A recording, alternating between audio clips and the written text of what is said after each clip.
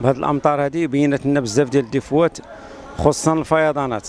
انا لي روكار تقريبا مسدودين، وبالضبط بالتحديد الشارع محمد خامس حدا اعداديه القدس اللي عمرت بواحد الشكل اللي هو خايب.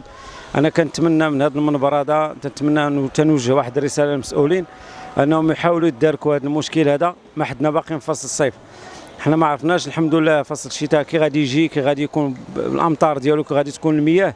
حنا كنتمنى ان ما نحاولوش نطيحوا في هذا المشكل اللي طحنا فيه اليوم.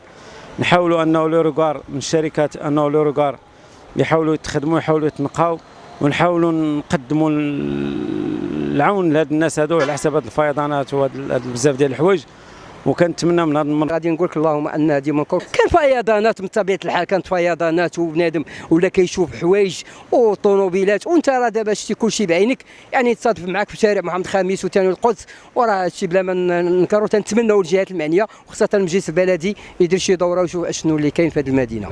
هذا راه الحمد لله فصل الصيف، وخاصه كما كتعرفي الصيف دابا راه كما تيقولوا الشرقي، يعني سمايم وطاحت الشتاء. يعني خصنا حنا في المدينه اي حاجه خصنا نكونوا لا عن استعداد، يعني ماشي حتى تجي الافه والمسائل. قارنا فصل الشتاء مع الصيف، راه في الفصل ديال الشتاء، وهذا الشتاء راك عرفتي دابا كتكون امطار بغزيره اذا غادي تكون يعني اقوى الاثار على دابا اللي حنا شفنا دابا.